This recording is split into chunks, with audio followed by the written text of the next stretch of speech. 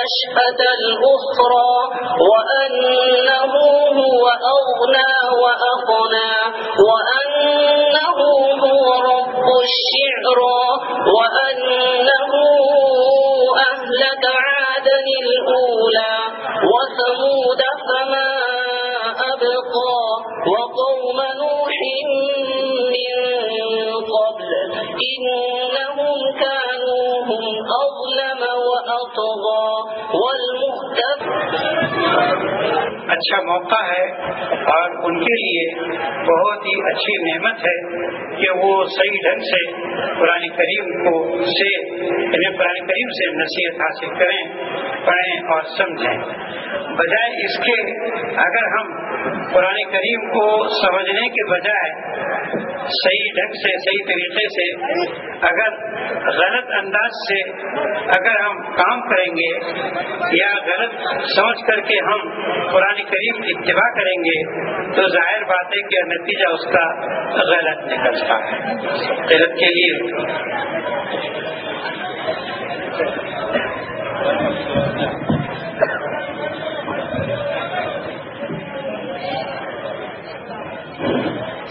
سب سے پہلے آپ سے مدبانہ گزارش ہے کہ آپ سکون و اطمینان کے ساتھ اپنی نشست لیں۔ اب باقاعدہ جلسے کا آغاز ہونے جا رہا ہے۔ جلسے کا آغاز تلاوت کلام پاک سے ہوگا۔ میں اس کے لیے دعوت دیتا ہوں مرکز کے نائب امام حافظ اسلم صاحب کو، وہ آئیں اور کلام پاک کی تلاوت پیش کریں۔ السلام علیکم۔ أعوذ بالله من الشيطان الرجيم بسم الله الرحمن الرحيم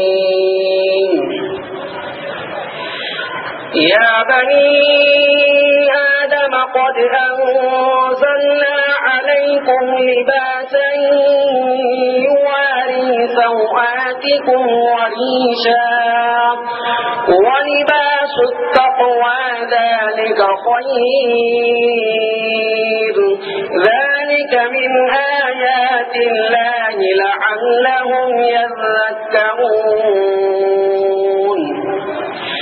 يا بني آدم لا يفتننكم الشيطان كما أخرج أبويكم من الجنة۔ آپ کے اور مولانا کے درمیان رکاوٹ نہ بنتے ہوئے مولانا کو دعوت دوں گا۔ اس سے پہلے چند اعلانات۔ سب سے پہلا اعلان تو یہ دیتا ہوں وہ آئے اور اپنے ملفوظات عالیہ سے ہمیں نواز۔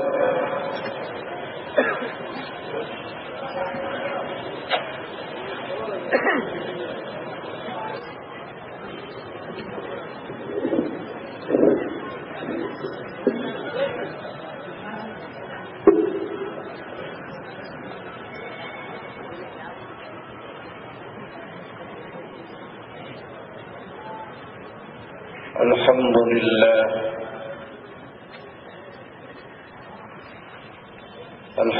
لله نحمده ونستعينه ونستغفره ونؤمن به ونتوكل عليه ونعوذ بالله من شرور أنفسنا ومن سيئات أعمالنا من يهده الله فلا مضل له ومن يضلله فلا هادي له ونشهد أن لا إله إلا الله وحده لا شريك له ونشهد أن سيدنا وسندنا وشفيعنا ومولانا محمدا عبده ورسوله الذي أرسله الله إلى كافة الناس هاديا وبشيرا وداعيا إلى الله بإذنه وسراجا منيرا والصلاة والسلام عليه وعلى آله وأصحابه وأزواجه وذرياته وأتباعه دائما تسليما كثيرا كثيرا. أما بعد، أعوذ بالله من الشيطان الرجيم. بسم الله الرحمن الرحيم. حافظوا على الصلوات والصلاة الوسطى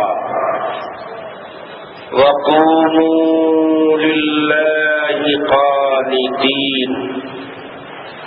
صدق اللہ العظیم.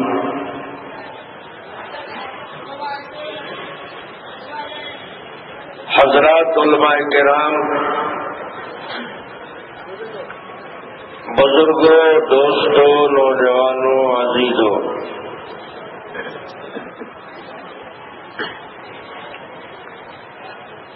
اس وقت آپ حضرات کے سامنے قرآن مقدس کا ایک ٹکڑا تلاوت کیا گیا ہے اور اسی کو آج کی گفتگو کا عنوان بنایا گیا ہے.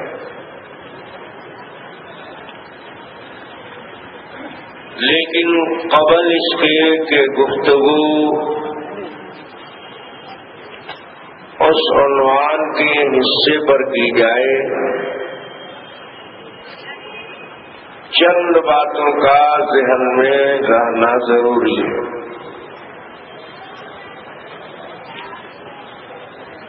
اللہ تبارک و تعالی نے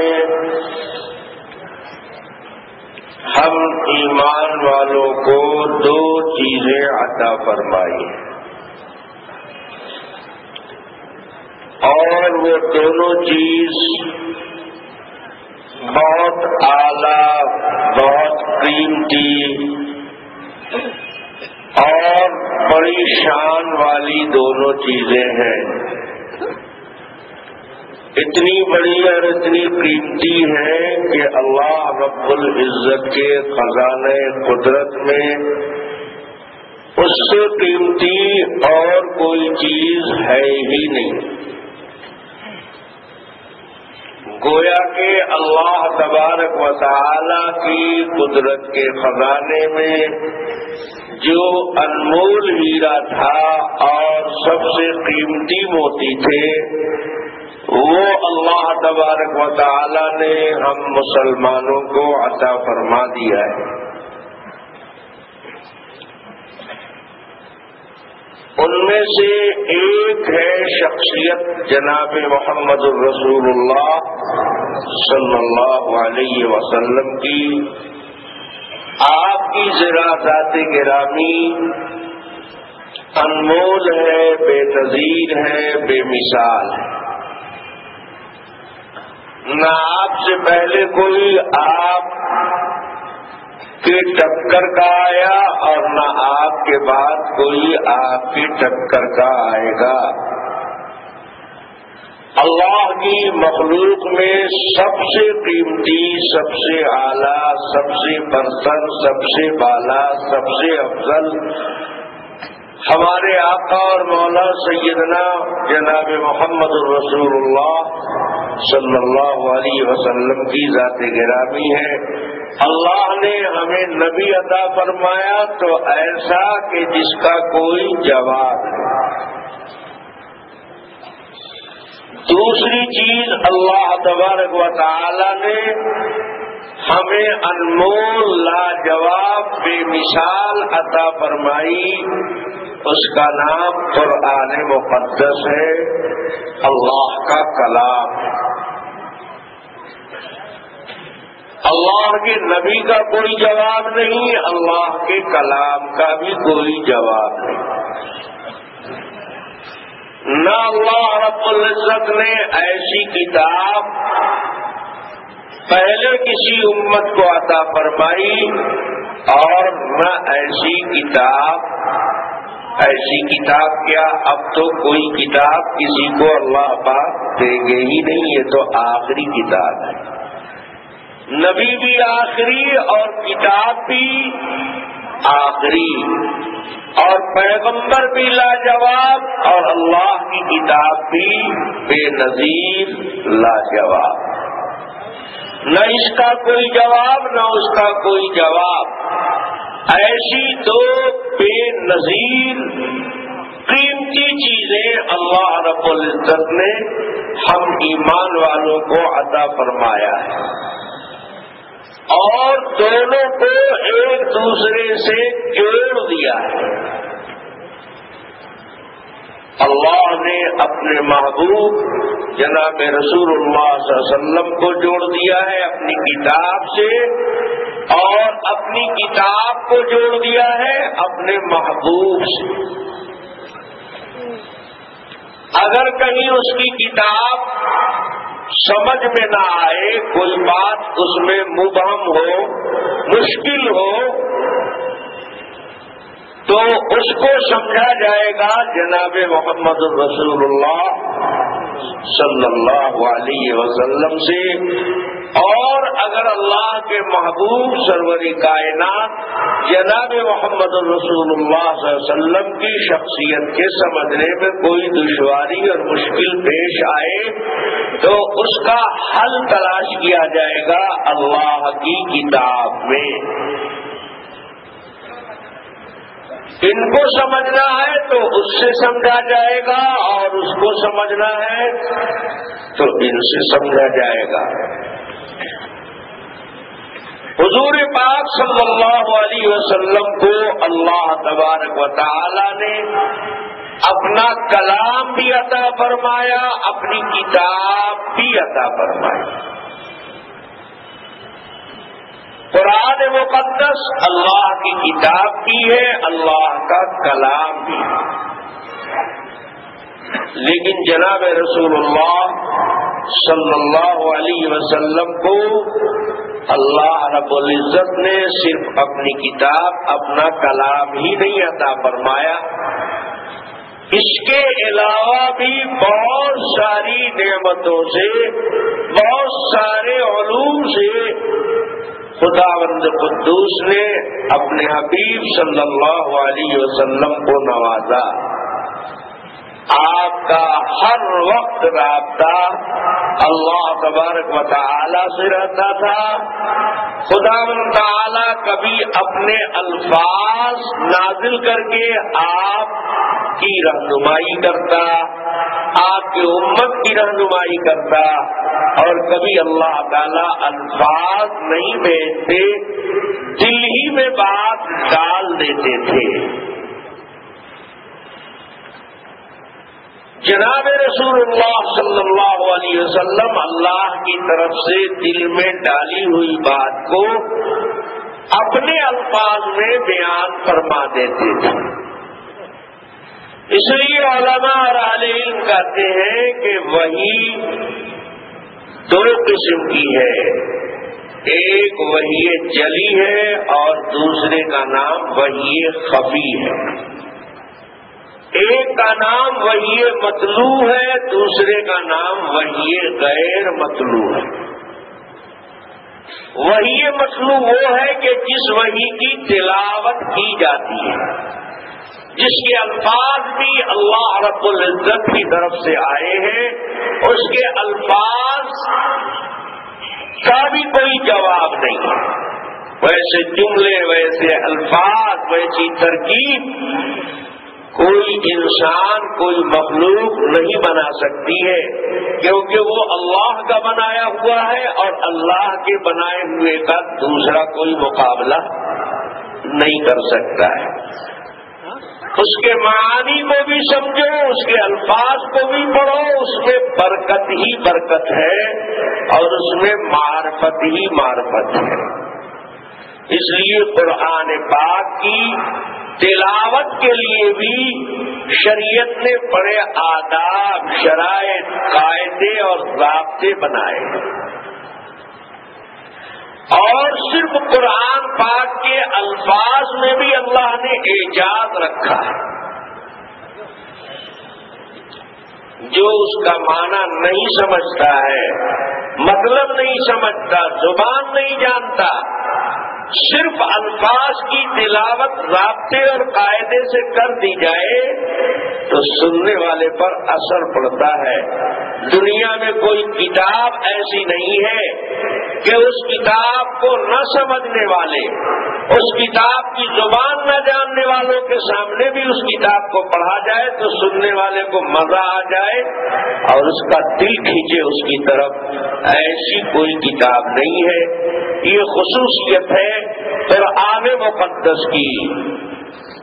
اللہ تبارک و تعالی نے چیلنج کیا ہے کہ اگر میری جانب سے ہونے میں کسی کو شبہ نظر آتا ہے تو ایسے ہی بنا کر لے آئے۔ اللہ تبارک و تعالی نے ایسے الفاظ جو وحی کے بھیجے اپنی طرف سے، اسے قرآن مقدس کہا جاتا ہے، وحی متلو کہا جاتا ہے۔ اس کا اللہ کی جانب سے ہونا بہت واضح اور کھلا ہوا ہے، اس لیے وحی جلی کہا جاتا ہے اسے۔ لیکن جس کے الفاظ اللہ کی طرف سے نہیں آئے، الفاظ نبی کے ہیں، بات اللہ تعالی نے دل میں ڈالی ہے۔ پیغمبر کے دل میں بات اللہ کی طرف سے آئی اور نبی نے اپنے الفاظ میں اس کو ادا کیا، تو ہے یہ بھی وہی۔ اس لیے کہ نبی اپنی طرف سے تو کوئی بات کرتا نہیں ہے۔ ما ينطق عن الهوى ان هو الا وحی یوحى۔ میرا نبی اپنی طرف سے کوئی بات نہیں کرتا ہے، وہ جو بات بھی کرتا ہے وہ میری وحی ہے جو اس کے پاس بھیجی گئی ہے۔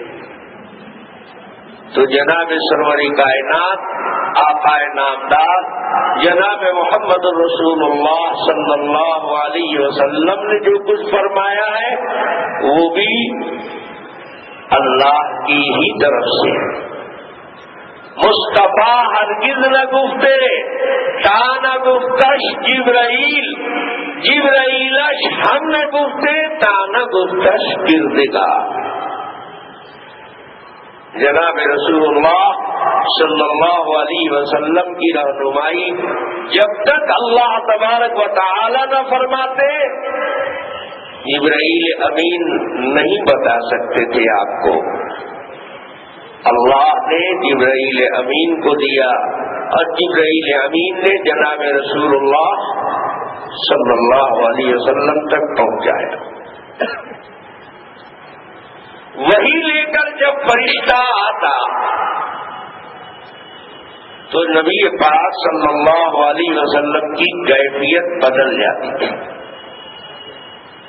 جب وحی کا نزول ہوتا تو عام حالات میں آپ جس طرح رہتے تھے وہ حالت اور کیفیت آپ کی نہیں رہتی تھی، کیفیت بدل جاتی تھی، چہرے کا رنگ بدل جاتا تھا، حالت بدل جاتی تھی، اور سخت سردی کے زمانے میں پیشانی سے ٹپ ٹپ پسینہ گرنے لگتا تھا، شرابور ہو جاتے تھے، کیونکہ وحی کا بوجھ پڑتا تھا آپ کو۔ اللہ تبارک و تعالی فرماتے لو انزلنا هذا القرآن على جبل لرأيته خاشعا متصدعا من خشية اللہ۔ یہ میرا کلام ہے، وہی ہے، اگر اس کو ہم پہاڑ پر نازل کر دیتے تو تم دیکھتے کہ پہاڑ ہل جاتا اور اس کی چٹانیں چور ہو جاتی، ٹکڑے ٹکڑے ہو جاتا۔ جب پہاڑ اس کا بوجھ نہیں اٹھا سکتا، ایک انسان پر یہ وحی آئے گی تو اس انسان پر کتنی دشواری، کتنی کلفت اور شدت طاری ہوگی۔ اس لیے حدیث میں آتا ہے کہ جناب رسول اللہ صلی اللہ علیہ وسلم اگر سواری پر سوار رہتے تھے اور سواری کی حالت میں آپ پر وحی آنے لگتی تھی تو سواری کا جانور بوجھ سنبھال نہیں سکتا تھا، بیٹھ جاتا تھا، اب چلتا نہیں رہتا تھا. چنانچہ نبی پاک صلی اللہ علیہ وسلم کا وزن بے حساب بڑھ جاتا تھا وہی کی آمد کے وقت. ایک صحابی فرماتے ہیں کہ ایک دن جناب رسول اللہ صلی اللہ علیہ وسلم میری ران پر میرے زانو پر سر رکھ کر آرام فرما رہے تھے کہ اچانک آپ کے چہرے کا رنگ بدلا، کیفیت بدلی، اور مجھے محسوس ہوا کہ آپ پر وہی نازل ہونے والی ہے. سر کا وزن اتنا بڑھ گیا کہ مجھے ایسا لگتا تھا کہ میں آپ کے سر سے اپنی ران اگر الگ نہیں کرتا ہوں تو ہڈی چکنا چور ہو جائے گی.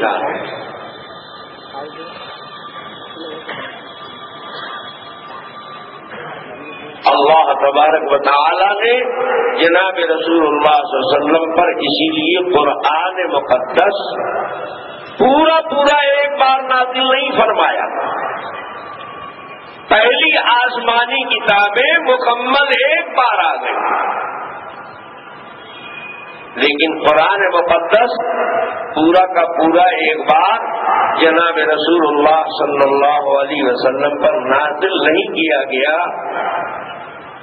کیوں؟ اللہ تبارک پر تعالیٰ فرماتے ہیں وَنُثَبِّتَ بِهِ فُؤَادَكَ، آپ کے دل کو جمانے کے لیے عادی بنایا گیا، تھوڑا تھوڑا تھوڑا تھوڑا بوجھ وزن، تاکہ آپ سنبھال سکیں، دل میں جما سکیں. دفعتاً پورا کا پورا آ جاتا اچانک تو آپ کے لیے سنبھالنا مشکل اور دشوار ہو جاتا.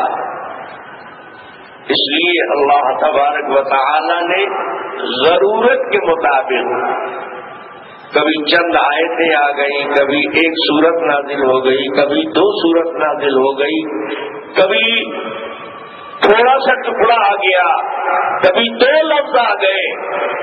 جیسی ضرورت کے مطابق اللہ تبارک و تعالی کی طرف سے وہی آتی رہی. یہ کلام حصی طور پر بھی بہت وزنی تھا اور معنوی طور پر بھی بہت وزنی. اللہ کا کلام ہے، اس کے اندر بہت باریکیاں ہیں. اسی لیے صحابہ بھی سمجھنے میں غلطی کر جاتے تھے، قرآن سمجھنے میں غلطی کر جاتے تھے. اللہ تبارک و تعالی نے روزہ جب فرض کیا تھا تو جس طرح ہم لوگ رمضان میں روزہ رکھتے ہیں اس طرح شروع میں فرض نہیں ہوا تھا. شروع میں روزے کی فرضیت اس طرح ہوئی کہ عشاء کی نماز پڑھ لیا آپ نے، کھانا کھا لیا تو روزہ یہیں سے شروع ہو گیا.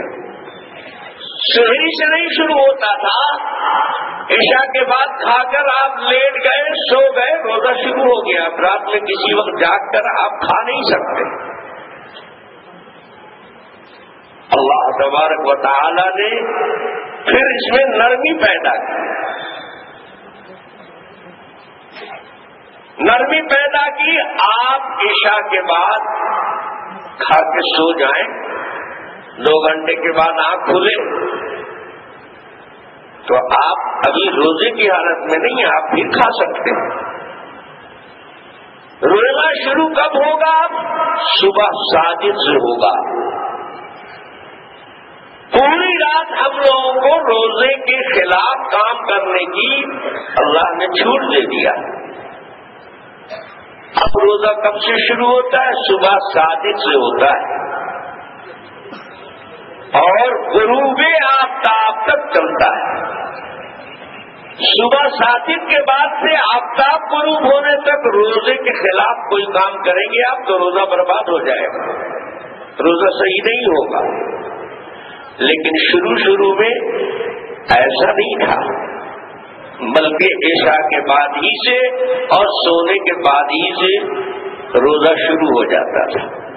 اللہ تعالیٰ نے نرمی پیدا کی اور آیت نازل ہو گئی کلوا واشربوا حتی یتبین لکم الخیط الاسود من الخیط الابیض من الفجر.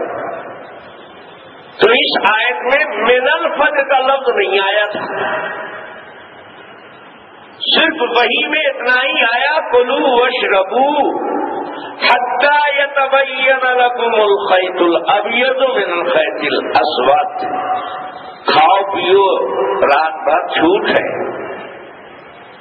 اس وقت تک کھاؤ جب تک سیاہ دھاگا سفید دھاگے سے الگ نہ ہو جائے. تو ایک صحابی تھے, غالباً ان کا نام حضرت عدی ابن حاتم تھا رضی اللہ تعالی. اس آیت کے نازل ہونے کے بعد چونکہ عربی جانتے تھے, ان کی زبان تھی, انہوں نے خیط کے معنی دھاگا, ابیض کے معنی سفید اور اسود کے معنی سیاہ. خیط الابیض من الخیط الاسود, سیاہ دھاگے سے سفید دھاگا الگ ہو جائے, صاف نظر آئے کہ یہ سیاہ ہے یہ سفید ہے, تو اب کھانے پینے کو چھوڑ دو, اب روزہ شروع ہو گیا. تو یہ آیت نازل ہوئی تو انہوں نے کیا کیا کہ ایک دھاگا سفید اور ایک دھاگا سیاہ, بعض روایت آتا ہے اپنے تکیے کے پاس رکھ لیا, تکیے کے نیچے ایک سیاہ ایک سفید. رمضان کا زمانہ, کمرہ بند کر کے سوئے کھا پی کر کے, اور اٹھ کر بار بار دیکھتے تھے تکیے کے نیچے سفید والے کو سیاہ والے کو. جب تک سفید سفید نظر نہ آوے, سیاہ سیاہ نظر نہ آوے, جب تک کھانا پینا چالو. تو وہی ایئر ٹائٹ کمرے میں لائٹ بتی کچھ نہ جلی ہو اور آپ سیاہ سفید دھاگا دیکھیں گے تو صبح ساجد کا کبھی کبھی سورج نکلنے تک سیاہ سیاہ اور سفید سفید ڈھنگ سے نہیں دکھائی دے گا. وہ سمجھتے تھے کہ اللہ تعالیٰ نے اجازت دیا ہے کہ سیاہ دھاگا سفید دھاگے سے جب تک الگ نمودار اور ممتاز نہ ہو جائے جب تک کھاؤ پیو. تو اسی طرح کرتے تھے. اللہ کی شان ایسی, اسی دن ان کے ہاں دوسرے صحابی مہمان ہو گئے. دوسرے صحابی مہمان ہوئے تو کھا پی کر کے دونوں جب سوئے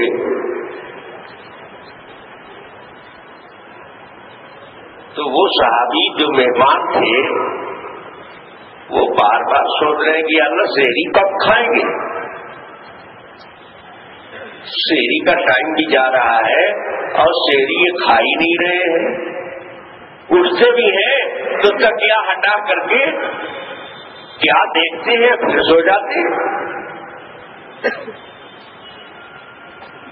جب زیادہ وقت ہو گیا تو ان سے نہیں رہا گیا, کہنے لگے تکیے کے نیچے کیا دیکھتے ہیں, کہتے ٹائم دیکھتے ہیں. تکیے کے نیچے ٹائم ہوتا ہے کیا؟ کہنے لگے ہاں اللہ تعالیٰ نے فرمایا ہے کلوا واشربوا, کھانے پینے کی اجازت ہے, کھاؤ پیو رات بھر. یہ کام کب بند کرو حتی یتبین لکم الخیط الابیض من الخیط الاسود, جب تک کہ واضح نہ ہو جائے سفید دھاگا سیاہ دھاگے سے. تو ہم دونوں دھاگا رکھے ہوئے ہم دیکھتے ہیں. انہوں نے کہا غریب بیوقوف, دھاگے سے یہ دھاگا سوئی میں والا چلنے والا تمہارے دنیا کا دھاگا زمین والا دھاگا تھوڑے مراد ہے. انہوں نے کہا تھا اور اس میں آسمان لکھا ہوا ہے کیا؟ اس میں تو لکھا ہی ہوا ہے سفید دھاگا سیاہ دھاگا. انہوں نے کہا کہ نہیں یہ نہیں ہے مطلب, ان کا مطلب یہ نہیں تھا، اور کیا مطلب ہے؟ کہا کہ وہ آسمان والا دھاگا ہے. کہا دھاگا آسمان والا ہوتا تو اللہ بھی یہ بتاتے نا کہ آسمان والے دھاگے کو دیکھا کرو. آسمان میں دھاگا سوئی دھاگا کرتا پجامہ سینا ہے. وہاں دھاگا تو زمین میں ہوتا ہے، سیاہ بھی اور سفید بھی. جناب رسول اللہ صلی اللہ علیہ وسلم کے پاس آئے دونوں صحابی. کہا کہ یا رسول اللہ، رات میں ان کے یہاں مہمان تھا، شہری میں بہت لیٹ کیا انہوں نے. یہ بار بار اٹھ کر کے تکیے میں دیکھتے تھے، اور ایک روایت میں آتا ہے کہ دونوں ٹانگوں میں الگ الگ دھاگا باندھ رکھتا تھا، سفید ایک میں اور سیاہ ایک میں. ٹانگ اٹھا اٹھا کے دیکھتے تھے. تو وہ مہمان صحابی نے حضور کے پاس شکایت کی اور ان کو بھی لے گئے. تو جناب رسول اللہ صلی اللہ علیہ وسلم نے فرمایا انک لعریض القفا، تمہارے دماغ کی گدی بڑی چوڑی ہے، بڑکا دماغ ہے تمہارا. سیاہ سفید دھاگا اپنی گدی کے نیچے رکھتے ہو، کتنا بڑا کھوپڑا ہے تمہارا. سفید دھاگا اور سیاہ دھاگے سے مراد یہ ہے کہ رات میں آسمان کے کنارے تاریک ہوتے ہیں، کالے ہوتے ہیں، اندھیرا چھایا رہتا ہے. جب صبح صادق ہوتی ہے تو مشرق کی جانب سے جدھر سے سورج نکلتا ہے سفید سفید روشنی دھاری دار نمودار ہوتی ہے. تو دو سفید دھاری کے بیچ میں جو سیاہی پڑتی ہے وہ کالے دھاگے کی طرح. وہ آسمان کے روشنی اور تاریکی کو جو افق پر نمودار ہوتی ہے، اللہ نے اس کو بیان کیا ہے. تمہارا کھوپڑا بہت بڑا ہے کہ اس افق پر نمودار ہونے والی دھاری تمہارے سر کے نیچے آ جاتی ہے. پھر اللہ تبارک و تعالی نے ہماری آپ کی سہولت کے لیے یہ لفظ بھی وہاں پر وحی کے ذریعے نازل کر دیا، من الفجر، تاکہ کسی کو اس دھاگے کے بارے میں سمجھنا نہ آئے، پھر ٹھوکر نہ لگے. یہ سفید دھاگا سیاہ دھاگا کاہے کا ہے؟ روئی والا ہے، زمین والا. من الفجر، صبح ہونے کے وقت جو نمودار ہوتا ہے وہ دھاگا ہوتا. تو یہ اللہ کا کلام ہے، جو زبانداں ہے، جو اللہ کی وحی کو خود اللہ کے نبی سے حاصل کر رہے ہیں، ان کو سمجھنے میں دھوکہ لگ گیا. اور آج اردو پڑھنے والا ڈھنگ سے اردو بھی نہیں سمجھ میں آئے، وہ ماشاءاللہ مجتہد بن گیا ہے. ہوٹل میں بیٹھ کے حدیث قرآن سمجھاتا ہے، یہ دیکھو حدیث میں ہے، یہ دیکھو قرآن میں ہے. جیسے حدیث قرآن کیا ہے کہ کوئی پرچہ رسالہ ہے، کوئی اخبار ہے. میرے بھائیوں، قرآن مقدس اللہ کا انمول کلام ہے. بڑے بڑے اس کے غواص ہیں، بڑے بڑے ماہر فنکار گزرے ہیں، محدثین، مفسرین، ائمہ مجتہدین اور محققین کی جماعت ہے. ہما شما کو پلے نہیں پڑے گا. ایسے سمجھ میں نہیں آتا ہے. مثال سے سمجھو، سمندر کی دو سطح ہوتی ہے. ایک سطح سمندر کے اوپر ہے جس سے کشتی گزرتی ہے، تیرنے والا تیرتا ہے اس سطح سے. لیکن سمندر کی یہی یہ سطح نہیں ہے، ایک سطح نیچے کی بھی ہے. اندر گہرائی میں تو ایک سطح اوپر کی ہے، ایک سطح نیچے کی ہے. نیچے کی سطح میں سیپ پیدا ہوتا ہے اور سیپ میں موتی نہیں پیدا ہوتا ہے. موتی کہاں پیدا ہوتا ہے؟ سیپ میں. سیپ کہاں پیدا ہوتا ہے؟ سمندر میں.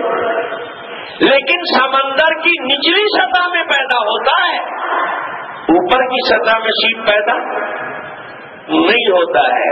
اوپر کی سطح میں کیا ملے گا تم کو؟ کیکڑا.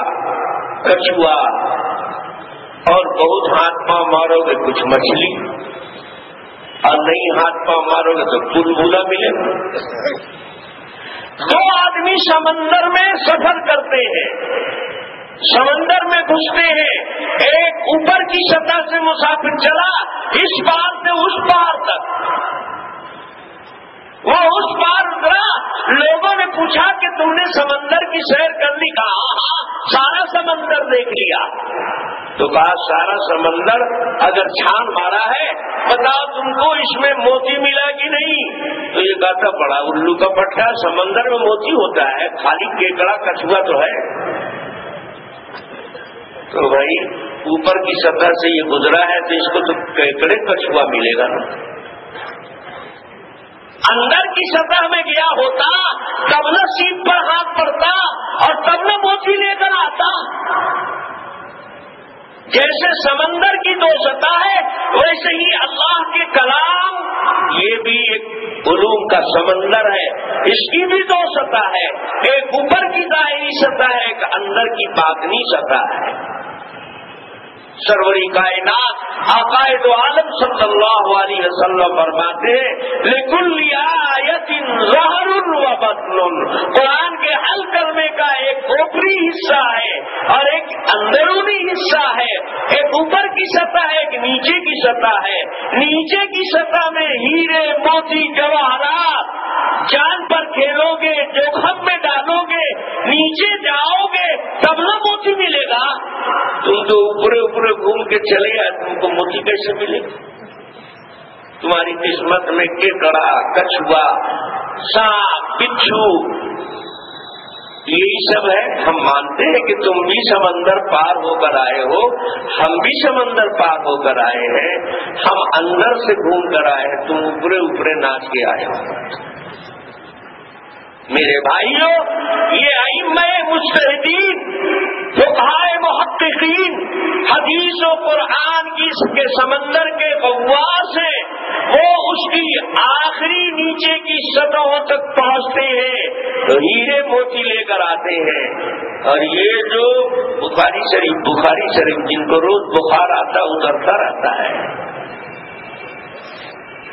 بیچارے اوپرے اوپر رہتے ہیں۔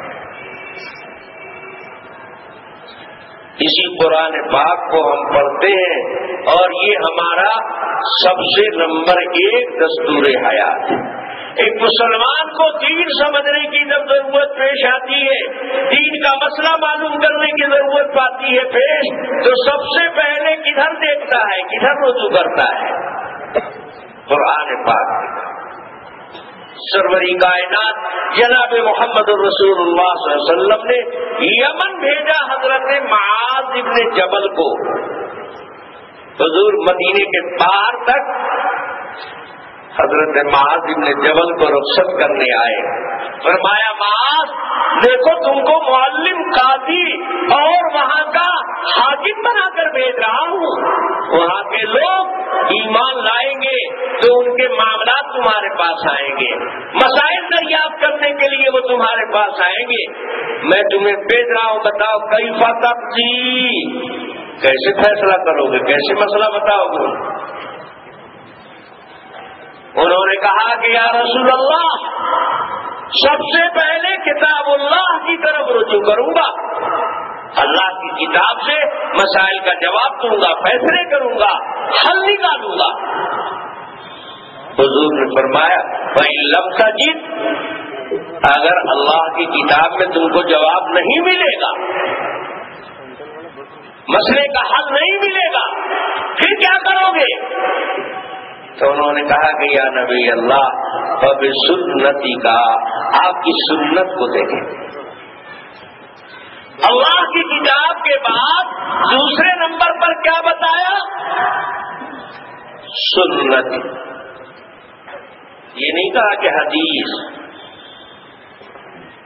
حضرت معاذ نے یہ نہیں کہا کہ اگر قرآن میں مسئلہ نہیں ملے گا تو حدیث میں دیکھوں گا، انہوں نے کہا کہ سنت رسول میں دیکھوں گا۔ اس لیے ائمہ مجتہدین کتنا دماغ رکھتے تھے، انہوں نے دلائل شرعیہ کا جب شمار کرایا شرط 4 ہے تو اس میں بتایا کتاب اللہ و سنت رسول اللہ، حدیث رسول اللہ نہیں بتایا۔ تم کسی امام کی اصول فقہ اٹھا کر دیکھو، وہ کہتے ہیں دوسرے نمبر پر دلیل کیا ہے؟ سنت رسول اللہ، حدیث رسول اللہ نہیں۔ حدیث تو گڑبڑ کر دیتی ہے بات، سنت گڑبڑ نہیں کرتی۔ کیسے گڑبڑ کرتی ہے؟ حدیث صحیح بھی ہے، حدیث ضعیف بھی ہے، سنت بھی کوئی ضعیف ہے؟ سنت کوئی ضعیف نہیں، حدیث بہت سی ضعیف، تو گڑبڑ ہوگا نا اس میں۔ اس لیے شروع سے کہا کیا حدیث حجت شرعی ہے ہی نہیں ہے جب تک سنت کی موافقت نہ کرے۔ حدیث تو نقل کا نام ہے، ایک بار بھی کسی طرح کا کوئی حادثہ ہوا اور اس کو راوی نے نقل کر دیا تو حدیث بن گئی، لیکن وہ سنت نہیں بنے گی۔ اتفاقی طور پر کوئی بات ہو جائے اس کو نقل کر دے راوی، حدیث تو بن جائے گی لیکن وہ نبی کی سنت نہیں بنے گی۔ سنت کسے کہتے؟ الطریقۃ المسلوکہ، چالو راستہ، اس پر بار بار عمل ہوتا رہا، کوئی اتفاقی حادثہ نہیں۔ ایک دن سرور کائنات آقا دو جہاں صلی اللہ علیہ وسلم وضو فرما کر اپنے حجرہ مبارکہ سے، اپنی بیوی کے کمرے سے مسجد تشریف لا رہے ہیں، جماعت کا وقت ہو گیا ہے، وضو کیا اور تیزی سے نبی پاک صلی اللہ علیہ وسلم حجرے سے دروازے کی طرف بڑھے اور مسجد جانے کا ارادہ فرمایا۔ جیسے ہی کمرے کے دروازے کی طرف باہر نکلنے کے لیے بڑھے تو بیوی رستے میں مل گئی۔ میاں بیوی کا تعلق بڑا نازک ہوتا ہے، نبی پاک صلی اللہ علیہ وسلم کو پتہ نہیں کون سی ادا ان کی پسند آئی، جی میں آیا، حضور نے بوسہ لے لیا، بوسہ لے کر چلے گئے نماز پڑھانے۔ وضو پہلے کیا تھا، بوسہ لیا، پھر نماز پڑھانے گئے۔ یہ حدیث ہے، محدث نے اس کو نقل کیا، محدثین نے نقل کیا، تو یہ حدیث تو ہے لیکن سنت تو نہیں ہے۔ ہر امام کو ضروری ہے کہ وضو کر کے بیوی کا بوسہ لے تب آ کر نماز پڑھائے۔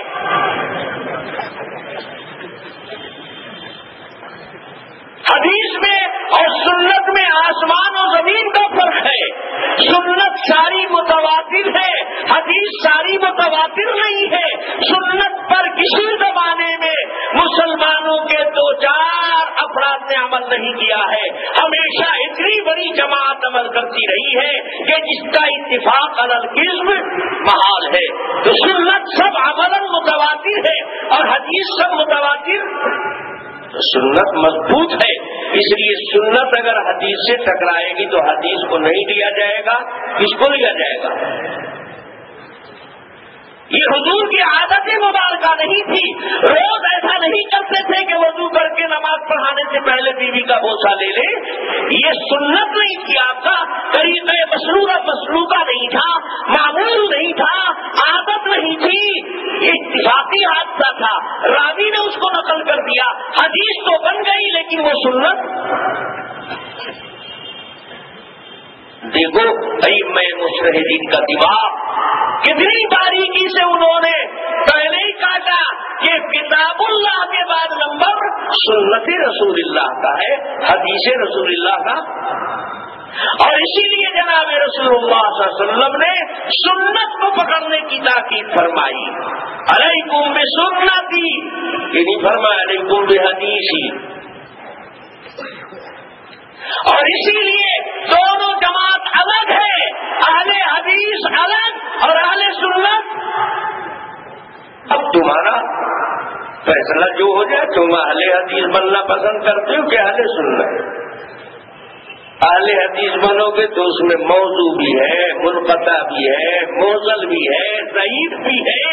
اہل سنت بنو گے، نہ کوئی موزن، نہ کوئی منقطع، نہ کوئی موضوع. سنت کوئی موضوع ہوتی ہے، سنت کوئی مرسل منقطع ہوتی ہے. یہ مضبوط اب بوکس راستہ ہے. سمجھ میں آتا نہیں آتا؟ ماشاءاللہ اب تو 3 دن ہو گئے، آپ کو تو اب بہت سمجھ میں آنے لگا. اہل سنت اور ہے اور اہل حدیث اور. اہل سنت نام دیا ہوا یہ جناب رسول اللہ صلی اللہ علیہ وسلم. یہ نام ہم نے گورنمنٹ سے نہیں لیا ہے، ہم نے یہ نام خود سے نہیں رکھا ہے. جس نبی نے ہمیں دین لا کر دیا ہے اسی نبی نے ہمارا نام بھی رکھا ہے.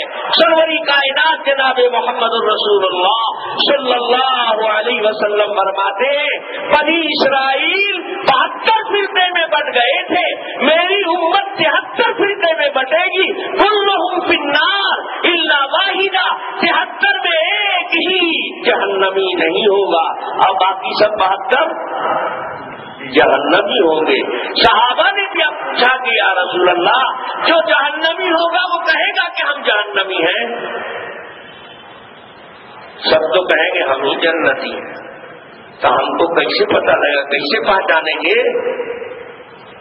تو جناب رسول اللہ صلی اللہ علیہ وسلم نے فرمایا کہ ایک جو جنتی ہوگا وہ کون ہوگا؟ ہم پہچان بتا دیتے ہیں. ما انا علیہ و اصحابی، یہ اس راستے پر چلے گا جو میرا راستہ ہے. حضور کے راستے کو کیا بولتے ہیں؟ سنت. صحابہ ایک ہیں کہ انیک ہیں؟ جو میرے راستے پر چلے گا اور میرے اصحاب کے راستے پر چلے گا صحابہ. تو صحابہ کی ایک جماعت ہے نا، تو ہم سنت کو بھی مانتے ہیں، جماعت کو بھی مانتے ہیں. اس لیے ہمارا نام کیا بنا؟ ہمارا نام اہل سنت والجماعت. یہ نبی کا رکھا ہوا نام ہے. دوسری روایت میں ابو داؤد ابن ماجہ کی روایت میں آتا ہے الا واحدہ کے بعد اللہ کے نبی نے فرمایا ہی الجماعہ، وہ ایک فرقہ جو جنتی ہوگا اور جس کو پہچاننا تم چاہتے ہو یاد رکھو وہ جماعت والا ہوگا. اور حافظ ابن حزم اتفاق سے جو پڑھ کے غیر مقلد ہے وہ کہتے ہیں ایک روایت میں یہ بھی آیا ہے یہ اہل السنت والجماعہ، یہ اہل سنت والجماعت والا فرقہ ہوگا جو جنتی ہوگا. دیکھ لو حافظ ابن حزم کی کتاب الفصل فی الملل والنحل، تو کہتے ہیں فی روایت اہل السنت والجماعہ. ایک روایت میں یہ لفظ آیا ہے کہ جس ایک کو اللہ کے نبی نے جنتی قرار دیا ہے اور 72-73 سے الگ کیا ہے وہ کون ہے؟ اہل السنت والجماعہ. اہل حدیث کہاں سے نکلا؟ ان کو بھی دیکھ لو بیچارے کہاں سے نکلے.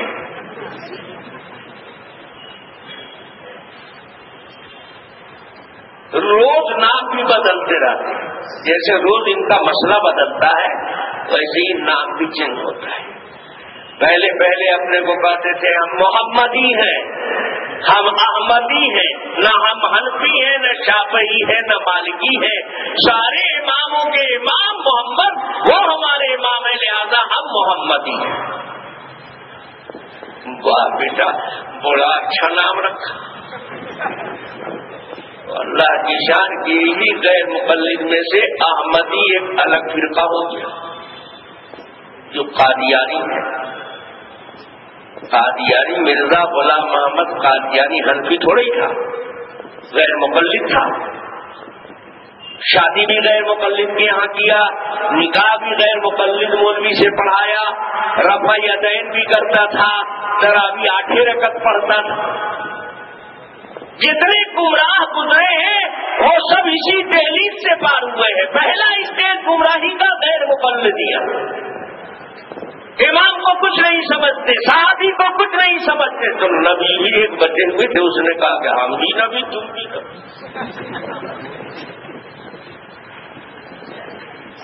مرزا غلام محمد قادیانی، اس کا خلیفہ اول نور الدین حکیم نور الدین قادیانی وہ بھی غیر مقلد. اس کا سسر فضل حسین وہ بھی غیر मुक़ल्लिद, निकाह पढ़ा है उसका सैयद रिज़वी नज़ीर हुसैन देहलवी ने, वो भी गैर मुक़ल्लिद, और उसकी जमात में बड़ी तादाद गैर मुक़ल्लिदीन ही की थी, और इतना महबूब था गैर मुक़ल्लिदीन को कि गैर मुक़ल्लिदीन के बड़े आलिम मौलाना मोहम्मद हुसैन बटालवी उसको बुजुर्ग समझ के अपने यहाँ बुला के दावत खिलाते थे और अपने से उसका हाथ खुलाते थे। और मौलाना सनाउल्लाह अमृतसरी शेखुल इस्लाम गैर मुक़ल्लिदीन के, वो कहते हैं कादियानी के पीछे नमाज भी जायज़।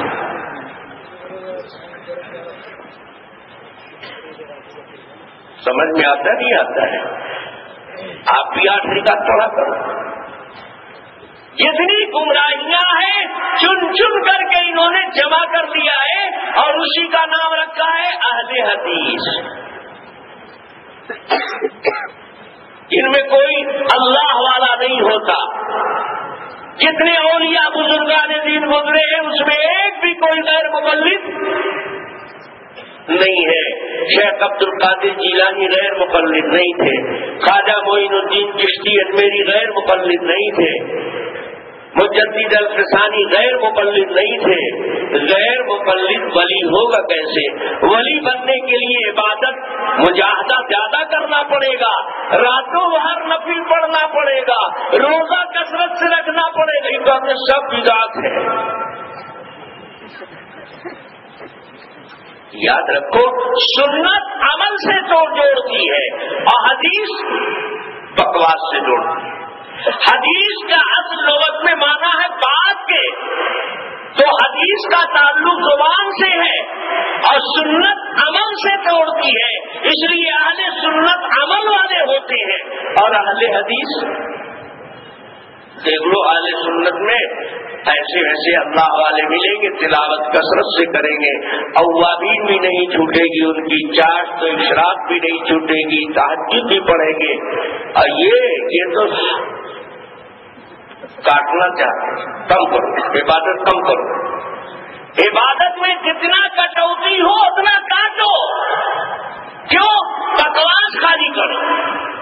अमल में बकवास में, अमल में पीछे, बकवास में आगे। बुखराती जबान से बहुत करेंगे। हदीस वाले हैं ना, तो हदीस का ताल्लुक तो जबाने से है और हम सुन्नत वाले हैं, सुन्नत का ताल्लुक अमल से है। जी चाहे देख लो, पूरी दुनिया में 2 तरह के मुसलमान थे। एक तो शिया कहलाते हैं और दूसरे अहले सुन्नत कहलाते हैं। तो शियों के यहाँ तरावी की नमाज है।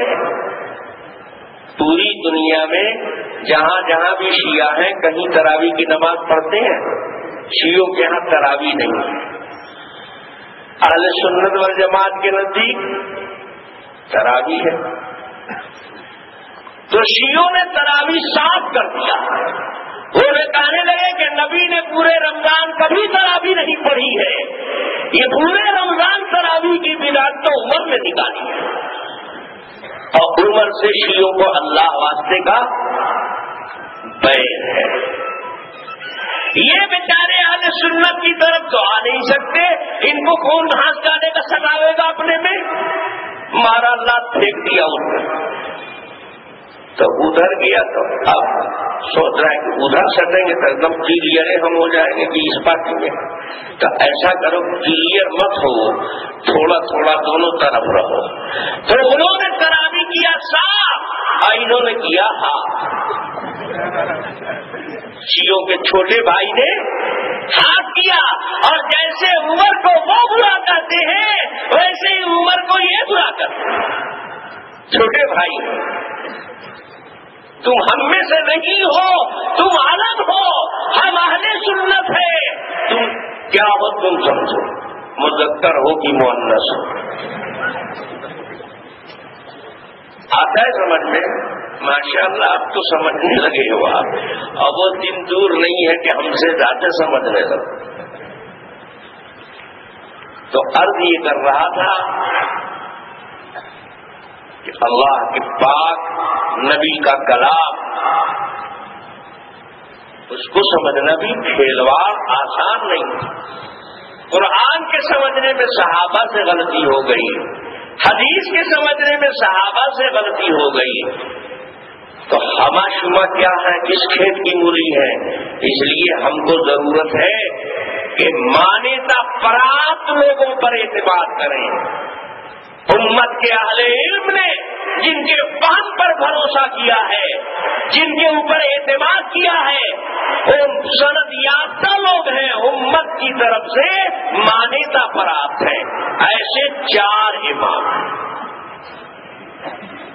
وہ قرآن و حدیث کے بواس ہیں، ماہر فنکار ہیں، جو تشریح انہوں نے کی ہے، ہمارا اعتماد ہے وہ صحیح ہے، اور جو اس کے خلاف جا رہا ہے وہ صحیح نہیں ہے، غلط ہے۔ یہ کہتے ہیں کہ صاحب حضور کا کہ گئے تھے کہ امام ابو حنیفہ کی ماننا، نہ کہا کہ تو نہیں گئے تھے، مگر یہ بھی نہیں کہا تھا حضور نے کہ حدیث دیکھنا ہو تو بخاری شریف کھولنا۔ یہ کہتے صحابی حنفی تھے، ہم کہتے ہاں صحابی کی کوئی بخاری نہیں دیکھتا تھا، کوئی مسلم شریف نہیں کھوجتا تھا، حضرت ابو بکر نے بخاری نہیں دیکھا، مسلم نہیں دیکھا، تو بے بخاری بے مسلم والے تھے تو حنفی شافعی نہ ہو گئے۔ یہ کہتے ہیں ابو حنیفہ کہاں سے لائے؟ نبی سے لائے، صحابہ سے لائے، تو صحابیہ کے پیچھے کیوں نہیں چلتے؟ ہم بھی کہتے ہیں کہ بخاری کہاں سے لایا؟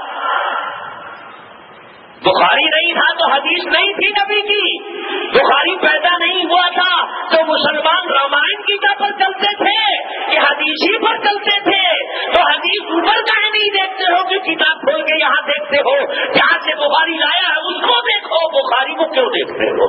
تم بخاری کے پیچھے چل رہے ہو تو مشرک نہیں ہو رہے ہو، اور ہم شافعی کے پیچھے چلے، مالک کے پیچھے چلے، ابو حنیفہ کے پیچھے چلے، ہم مشرک ہو گئے۔ ہوش میں رہو، پوچھ مت کرو، سمجھتے نہیں سمجھتے۔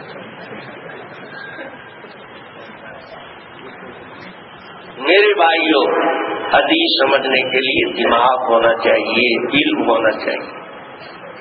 جناب رسول اللہ صلی اللہ علیہ وسلم کی حدیث جو بخاری میں ہے وہ حضرت عمر کے زمانے میں بھی تھی، حضرت عائشہ کے زمانے میں بھی تھی، صحابہ کے زمانے میں بھی تھی، اور وہی جانتے تھے پہلے، ہم کو تو بعد میں ملی۔ تم کہتے ہو بخاری میں حدیث ہے، سیدہ عائشہ فرماتی ہے ماں کان یزید فی رمضان ولا فی غیرہ علی 11 رکعۃ، اللہ کے نبی رمضان یا غیر رمضان میں 11 رکعت سے زیادہ نہیں پڑھتے تھے، 11 میں 3 وتر نکال لو، باقی بچی کتنا؟ تو بخاری نہیں تھی تو یہ حدیث نہیں تھی، حدیث کی راوی عائشہ ہے، وہ جانتی تھی نا کہ نہیں جانتی تھی؟ حضرت عائشہ حجرے میں ہے، فاروق اعظم کی خلافت کے زمانے میں سیدہ عائشہ زندہ ہے، فاروق اعظم 20 رکعت اسی مسجد نبوی میں نماز کھڑی ہے پڑھا رہے ہیں۔ حضرت عائشہ حدیث جاننے والی تھی، وہ کبھی آہستہ سے ٹوک تو دیتی کہ عمر یہ کیا قدم کھا رہے ہو، میں جانتی ہوں اللہ کے نبی 8 پڑھتے تھے، سیدہ عائشہ بھی 20 پڑھ رہی ہے، حضرت عمر بھی 20 پڑھ رہے ہیں، سارے صحابہ 20 پڑھ رہے ہیں۔ معلوم ہوا کہ اس حدیث کا مطلب تم جو سمجھے وہ غلط ہے، وہ عائشہ کا سمجھا ہوا مطلب نہیں ہے، وہ فاروق اعظم کا سمجھا ہوا مطلب نہیں ہے، اس کے معنی کچھ اور ہے۔ تو دیکھیے بخاری کی حدیث پر عمل ہی نہیں کیا۔ جب حضرت عائشہ نے عمل نہیں کیا، حضرت عائشہ تمہارے تو عورتیں مسجد میں نماز پڑھتی ہیں نا، تو حضرت عائشہ تمہارے مسلک کے مطابق تو 20 رکعت تراویح مسجد نبوی میں فاروق اعظم قائم کر رہے ہیں، پڑھ رہے ہیں، تو جماعت میں ہوگی نا وہاں، تو وہ بھی تو 20 ہی پڑھتی تھی، اور نہیں تو اعتراض تو کرتی۔ دکھاؤ نا کہ فاروق اعظم پر حضرت عائشہ نے اعتراض کیا، قیامت کی صبح تک نہیں دکھا سکتے۔ پتا چلا کہ یہ حدیث جس کے علم میں تھی وہ بھی جانتی تھی کہ اس کا تعلق تراویح کی نماز سے نہیں ہے، یہ 20 رکعت تراویح ہو رہی ہے۔ اور عقل کے اندھے ہو تم کو حدیث سمجھنے کا لور ٹھنڈ ہے. تو بتا رہے ہیں کہ رمضان اور غیر رمضان تراویح سے کیسے جوڑ دیا اس کو؟ غیر رمضان میں بھی تراویح پڑھی جاتی ہے کیا؟ غیر مقلد لوگ آج کل اپنی مسجدوں میں تراویح کی نماز پڑھ رہے ہیں. یہ تو رمضان نہیں ہے. پتہ یہ چلا کہ عائشہ جس نماز کو بتا رہی ہے وہ پورے سال پڑھی جانے والی نماز ہے، خاص رمضان کی نماز نہیں ہے. وہ تو خود بتا رہی ہے کہ اللہ کے نبی جو 8 رکعت پڑھتے تھے وہ رمضان میں بھی اور غیر. تو یہ معلوم ہوا کہ یہ تہجد کی نماز ہے، وہ رمضان میں بھی پڑھی جاتی ہے، غیر رمضان میں پڑھی جاتی ہے. اس کا تعلق ہی نہیں تراویح سے ہے. تم اس کو جوڑ رہے ہو، زبردستی پجامے کو کرتے کی جگہ استعمال کر رہے ہو. کہتے صاحب اس میں بھی تو ہاتھ ٹھوک گیا. ارے ٹھوک گیا کم بختی کے مارے تو اوپر تھوڑے پہنا جائے گا، یہ نیچے پہننے کی چیز ہے. معلوم ہوا کہ ٹھوکر یہاں لگی ہے، غلطی سمجھنے میں ہوئی ہے، حدیث غلط نہیں ہے، اور ہم سے کہتے ہیں یہ کہ بخاری کی حدیث پر نہیں عمل کرتے. ہم تو عمل کر رہے ہیں، ہم تو لے رہے ہیں اس حدیث پر بھی عمل کرتے ہیں. تہجد 8 رکعت پڑھتے ہیں، رمضان میں بھی پڑھنا ہوتا ہے 8 پڑھ لیتے ہیں، غیر رمضان میں بھی 8 پڑھ لیتے ہیں. تو ہم تو اس حدیث پر عمل کر لیا. اب تم نے تراویح والی حدیث پر 20 رکعت والی پر عمل نہیں کیا. ہم نے دونوں حدیث پر عمل کیا، تم نے ایک حدیث پر عمل کیا. ہم 2 والے ہو کر بے حدیث ہو گئے اور تم ہاتھ ہو کر چھوڑا نا.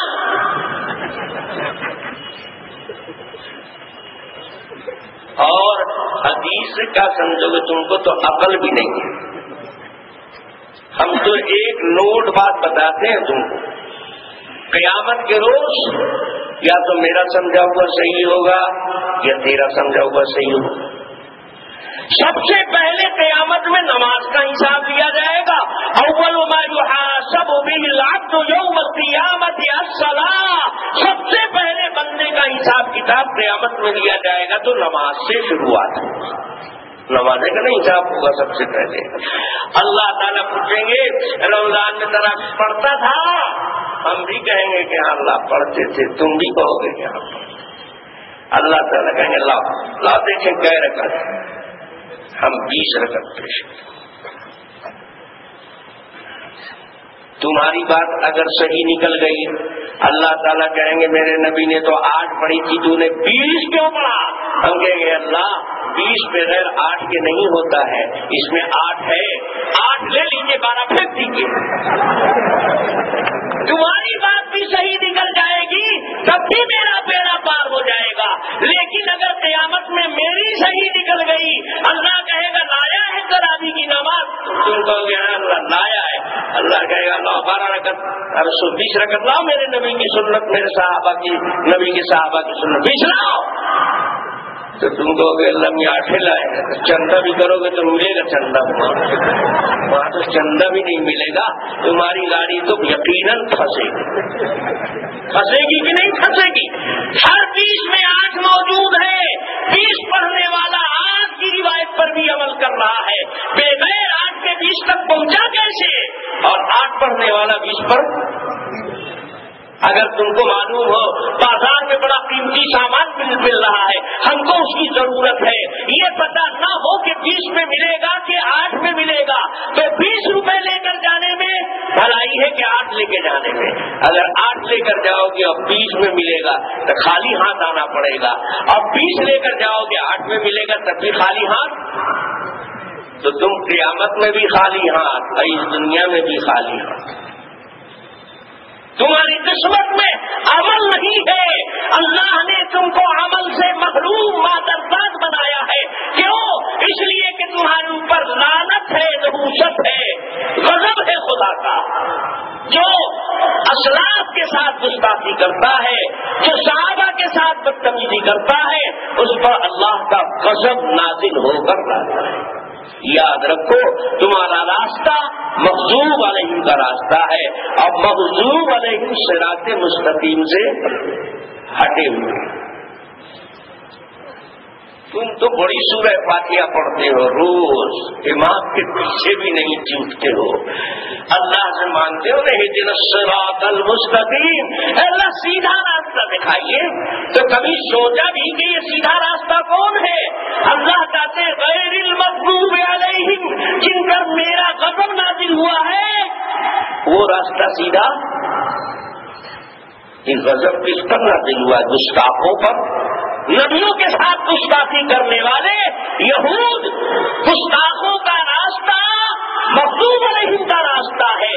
تم انبیاء کے گستاخ، صحابہ کے گستاخ، اللہ کے نبی کے صحابہ کو تم بدعتی کہتے ہو، کہتے ہو یہ بدعت عمری ہے، یہ بدعت عثمانی ہے۔ تو تم پر غضب نازل نہیں ہوگا تو کس پر غضب نازل ہوگا؟ یاد رکھو، بدتمیزی غصہ دلاتی ہے۔ تم کو یقین نہ آئے، تم کسی اپنے بڑے کے ساتھ بدتمیزی کر دو، وہ غصے میں آ جائے گا، اور زیادہ تعریف کر دو، زیادہ محبت عقیدت کا اظہار کر دو تو غصے میں نہیں آئے گا، تم کو سمجھائے گا کہ بیٹا ایسی بات میرے بارے میں کیوں کہی، یہ تو میرے اندر نہیں ہے، اتنا کیوں بڑھا دیا۔ ظالین مبالغہ، غلو، عقیدت محبت میں حد سے آگے بڑھنے والے ظالین ہیں، ان پر قہر نازل نہیں ہوتا ہے اللہ کا۔ یہ توہین کا راستہ مغضوب علیہم کا راستہ ہے۔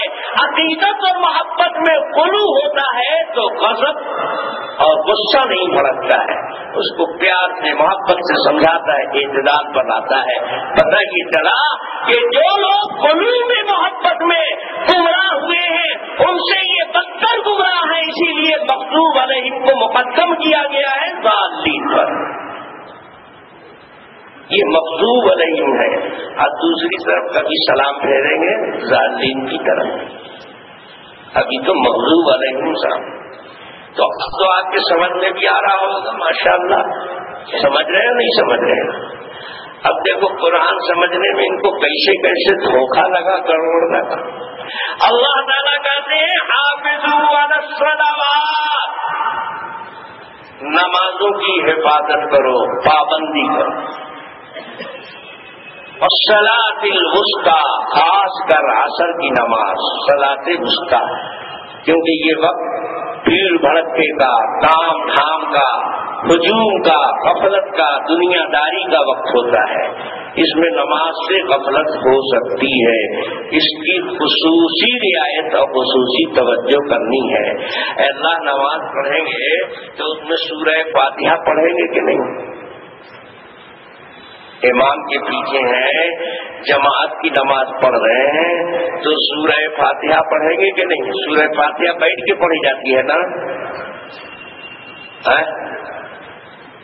ارے ایک آدمی نماز پڑھ رہا ہے، اس نے کھڑے کھڑے بھول سے غلطی ہو گئی، اس سے درود پڑھ دیا، یا اس کو بہت عشق محبت کا حیضہ تھا، اس نے سوچا کہ ابھی تو کھڑے ہیں تو قیامے میں نہ درود پڑھنا چاہیے، بس درود پڑھ دیا کھڑے ہو کر کے، الحمد پڑھ دیا بیٹھ کر کے۔ اب ان غیر مقلدوں سے پوچھو کہ اس کی نماز کا کیا ہوگا، حدیث میں سے جواب نکال کے دکھاؤ۔ جس آدمی نے کھڑے کھڑے تحیات پڑھ دی، درود پڑھ دیا، بیٹھ کر علم شریف پڑھا، قرآن کی سورت پڑھی، اس کی نماز ہوئی کہ نہیں ہوئی ابو حنیفہ سے مت پوچھنا، شافعی سے مت پوچھنا، مالک سے مت پوچھنا، احمد ابن حنبل سے مت پوچھنا، بخاری کھول کے دکھا دے کہ کیا ہوگا اس کا حل۔ تو ہم جانے کہ تم حدیث والے ہو، تم نے حدث کا نام حدیث رکھا ہے۔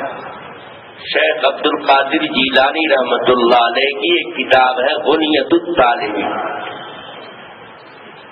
شیخ عبد القادر جیلانی رحمت اللہ علیہ اپنی غنیۃ الطالبین کتاب میں ایک حدیث نقل کرتے ہیں، کہتے ہیں کہ جناب سرور کائنات صلی اللہ علیہ وسلم نے فرمایا کہ شیطان کو جانتے ہو اولاد کیسے ہوتی ہے؟ میاں بیوی کی طرح ہم بستری نہیں کرتا ہے شیطان، اس کے ایک ران میں عورت کا عضو ہوتا ہے اور دوسرے ران میں مرد کا عضو ہوتا ہے۔ ایک بار جب ہم بستری کرتا ہے ساتوں کا نام یہ ہے. ایک لڑکا ہے اس کا نام حدیث ہے, اسی کی اولاد یہ اہل. میں نہیں بول رہا ہوں, کتاب دیکھ لو کھول کر کے, وہ نیت الطالبین بھی وہی اہل حدیث ہے. اللہ تبارک و تعالی نے اس کا حل نکال دیا ہے.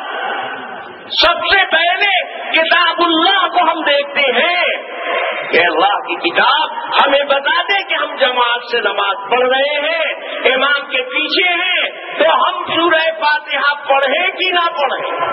اللہ تعالیٰ نے کلیئر کر دیا ہے. قوموا, ایک آدمی کو کہہ رہے ہیں کہ سب کو قوموا, مقتدی پر صادق آئے گا, جماعت پر صادق آئے گا. جمع کا صیغہ ہے نا, قیام کی حالت ہے. اللہ تعالیٰ کہتے قوموا للہ, اللہ کے لیے نماز میں کھڑے رہو. قیام فرض ہے نا, قیام کی حالت میں تم کو کرنا کیا ہے؟ قانتین, ایسا کہ دینا, چپ کھڑے رہو, خبردار نہ بولو نہ پڑھو. اب یہ جو پیچھے بدر بدر کر رہا ہے قانتین ہے.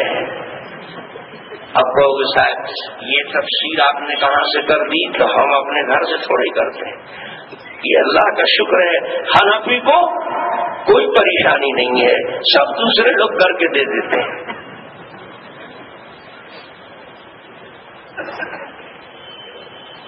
قانتینا کے معنی ساکتینا.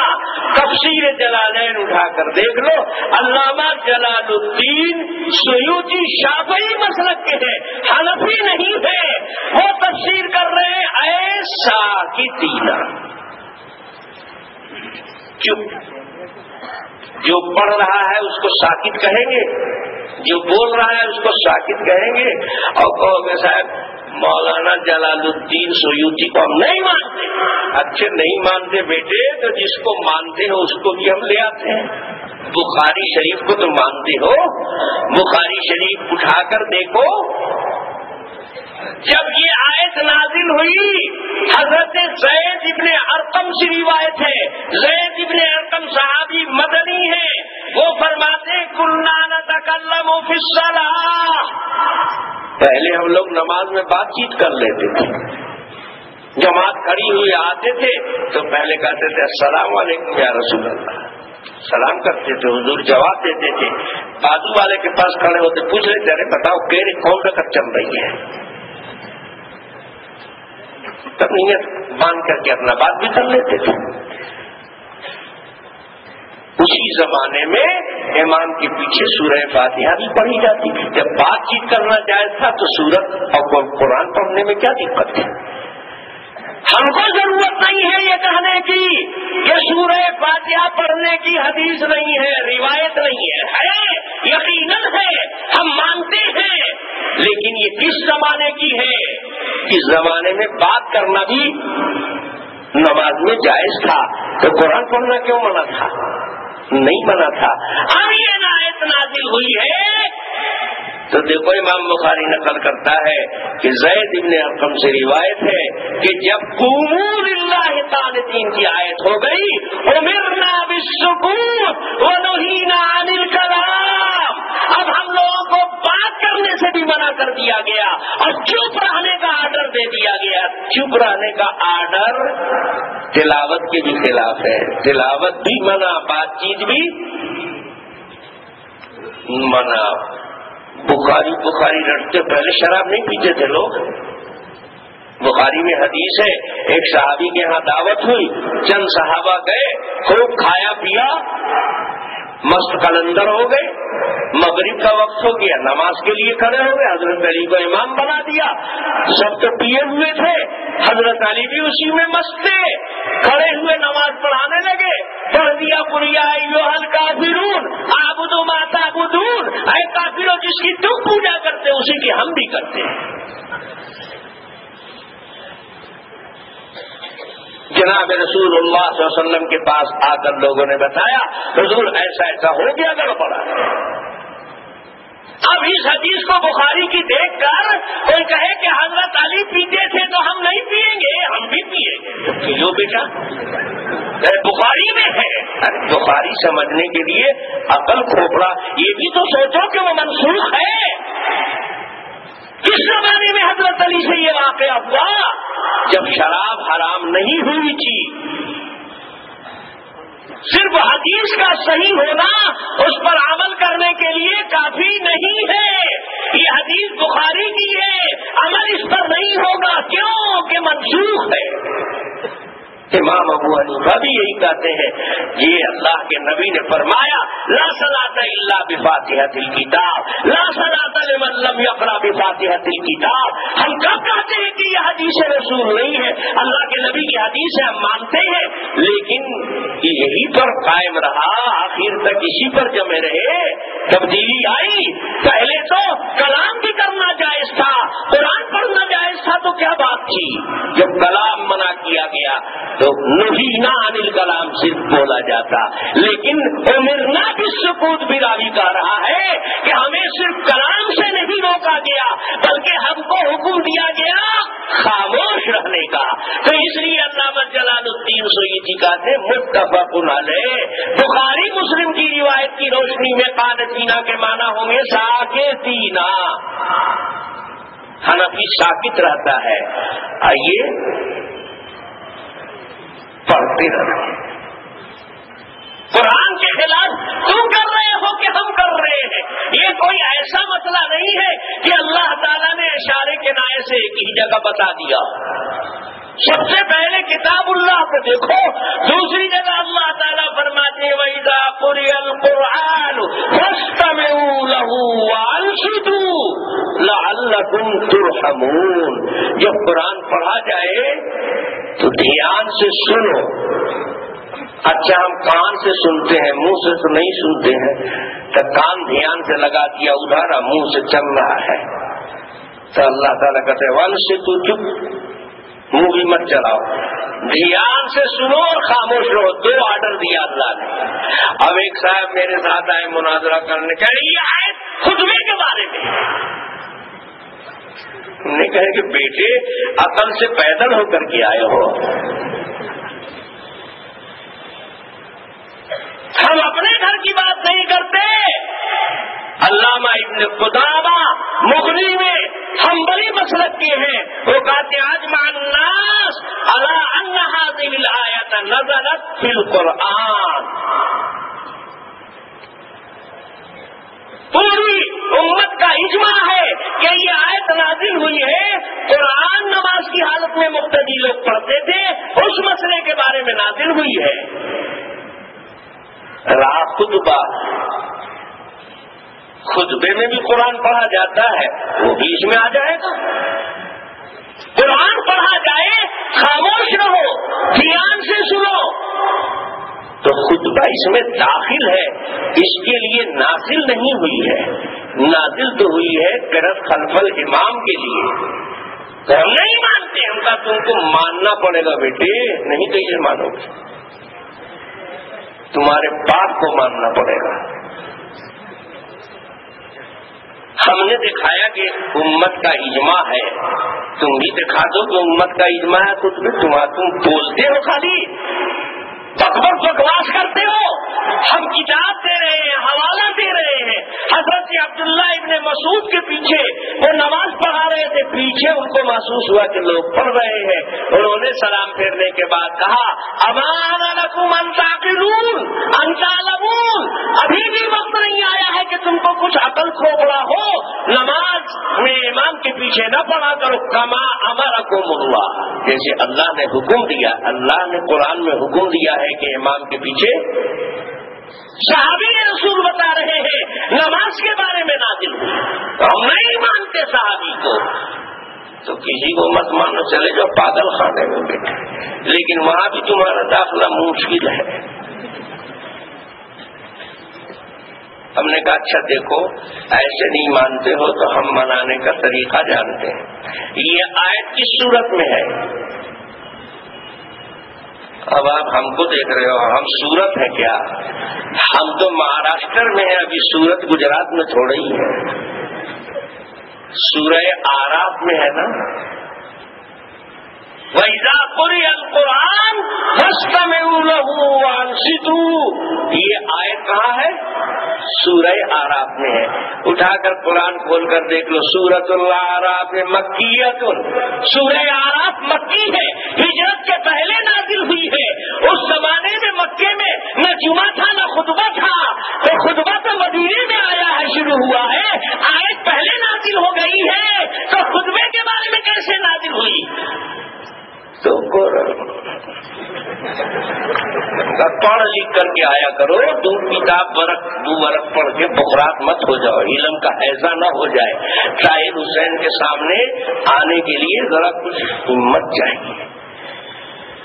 جب یہ آیت مکے میں نازل ہوئی ہے، جمعہ مدینے سے فرض ہوا ہے، خطبہ مدینے میں اسٹارٹ ہوا ہے، تو جب آیت نازل ہوئی تو خطبہ تھا کہاں کہ اس کے بارے میں نازل ہوگی آیت؟ اب بھی سمجھ میں نہیں آیا؟ ارے قرآن شریف کھول کے دیکھ لو نا، سورہ جمعہ مدنی ہے اور سورہ آراف مکی ہے، جمعہ مدینے سے اسٹارٹ ہوا، اب مکے ہی میں خطبے کے بارے میں قانون بن گیا، بچہ پیدا نہیں ہوا نام لکھا گیا۔ معلوم ہوا کہ ان کو نہ قرآن سمجھنے آتا ہے نہ ان کو حدیث سمجھنے آتا ہے۔ یہ آیت قرآن کی، یہ آیت وَإِذَا قُرِئَ الْقُرْآنُ خطبے کے بارے میں نازل نہیں ہوئی ہے، خطبہ بھی اس میں شامل ہے۔ اب کوئی قرآن پڑھ رہا ہے ایسے ہی تلاوت کر رہا ہے، نماز میں نہیں ہے، خطبے میں نہیں ہے، تب بھی جب وہ تلاوت کر رہا ہے تو دوسروں کو سننا چاہیے، شور غل نہیں کرنا چاہیے، بیٹھ کر اسی طرح آواز سے نہیں پڑھنا چاہیے۔ قرآن کہیں بھی پڑھا جائے خاموشی سے سنو، خطبے میں پڑھا جائے گا تو اس میں بھی خاموشی سے سنا جائے گا۔ تو خطبے کا بعد میں وجود ہوا تو اس کو بھی اس میں داخل کر لیا گیا، نہ یہ کہ نازل ہوئی ہے خطبے کے بارے میں، خطبہ تھا ہی نہیں اس وقت تو نازل کیسے ہوگی اس کے بارے میں؟ ہاں نماز تھی، نماز مکے میں بھی پڑھی جاتی تھی، جماعت سے پڑھی جاتی تھی، لوگ نبی کے پیچھے بھی تلاوت کرتے تھے۔